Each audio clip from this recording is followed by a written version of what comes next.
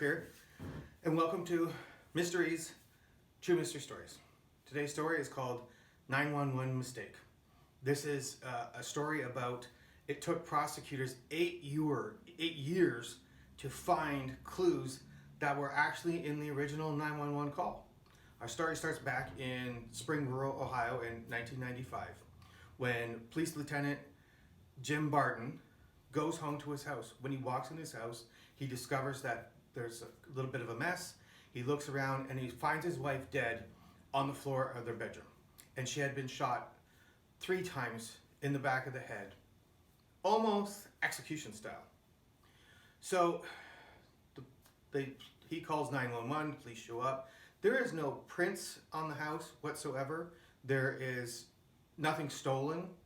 It looks mostly like it's some sort of vendetta against the police officer, some kind of revenge hit or something. The only piece of evidence in the entire house was that apparently during some sort of struggle, his wife Vicky, she was assaulted and she got bit. And so there was some DNA sample on her body where she was bit. And that's the only evidence inside the whole house.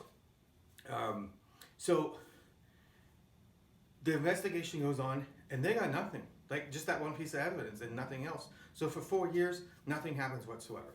4 years goes by, and in an unrelated situation, this man was arrested for robbery. And while he was in the police station and he's been interrogated for a different robbery, he tells police that his brother, his half-brother, was involved in Vicky's murder, Jim Barton's wife's murder. So this man, his name is Gary Henson, he tells the story that his half-brother, William Phelps, was involved. And it opens up the investigation a little bit more, and they look around to see really, what's happening. Well, they go to talk to Phelps, and it turns out that Phelps is dead. Phelps had actually committed suicide 3 months after the original murder, so like 4 years earlier, he had killed himself. Apparently, he was acting strange, he was acting really paranoid, there was some weird stuff going on, and he killed himself. But they did have the DNA evidence from the bite mark on Vicky, so they exhumed Phelps' body, did a DNA test, and they run it, and they found out that his DNA did not match on Vicky, nor did his brother, Gary, the criminal that they had caught in this robbery, and nor did the husband, Jim Barton. None of their DNA matched whatsoever. So they were still, had nothing. And so another 4 years goes by without any new information whatsoever. But the police decide to open up a cold case file and they start looking into it. And when they look into it, that's when they discover, 8 years after the murder, they're listening to the 911 call and they realize that there's a couple of weird things inside the call. Inside the call itself, they realize that Jim Barton during the call had said, "Oh man, I gotta call Phelps."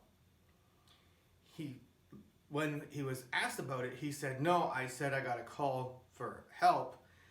But with audio analysis, they sent it to a professional audiologist, and he said, "No, this man said I have to call Phelps." Also, another piece of evidence was Jim had said, "Oh, they killed her."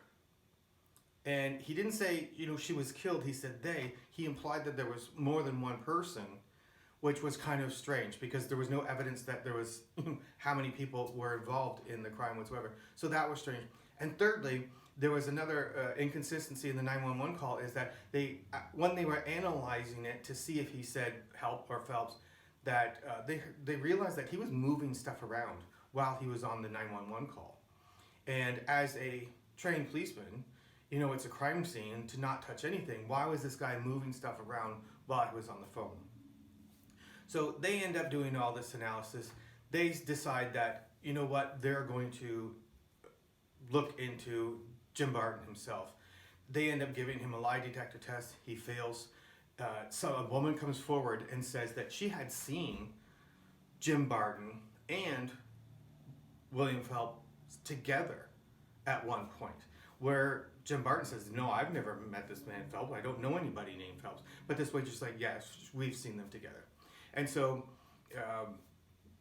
they end up re-interviewing Gary Henson after this waitress says the story. They re-interview Gary Henson, and Gary Henson says a piece of information that he didn't say 4 years earlier when he was giving information to the police when he was arrested. So here, 4 years later, they interrogate him again, and he says that his brother was hired by Jim Barton to stage a robbery at the house to scare his wife. And police are like, well, what do you mean scares? Like, why would Jim Barton want to scare his wife? Well, here's where the story gets interesting. It turns out that Jim Barton was a lieutenant in the Spring Grove Police Department, and he had ambitions of being chief.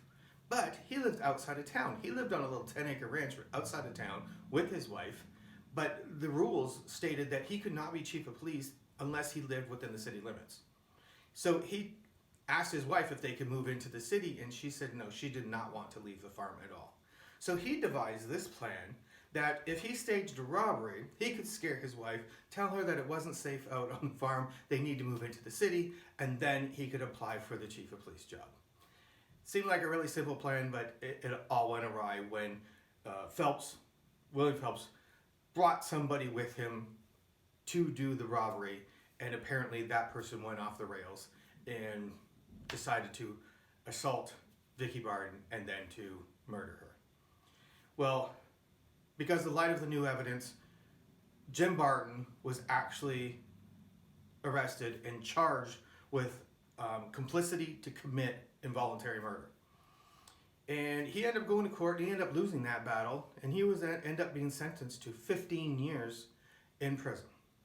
And after just 11 years, in 2016, he was released. There was some sort of technicality. They reopened the trial again, and when they went to a retrial, he pleaded guilty to the crime, and at that point, he'd already served 11 years. The laws had changed about sentencing as well. And he ended up walking away in 2016 as a free man, and he moved back to Springboro, Ohio. And that's my story. Thanks for watching my story. I do my stories hoping to deter criminals, but also to help bring justice to victims and their families. And I know quite often that mental health plays a role in crime, and not just with the perpetrators, but also sometimes with the victims. And if you're struggling with any kind of mental health issues, please search for some resources, either online or in your community, to get some help. And till next time, remember, don't be a criminal or a victim. Thanks for watching. And be sure to go to my website, MrE.Fan, to watch more videos. Thanks for watching.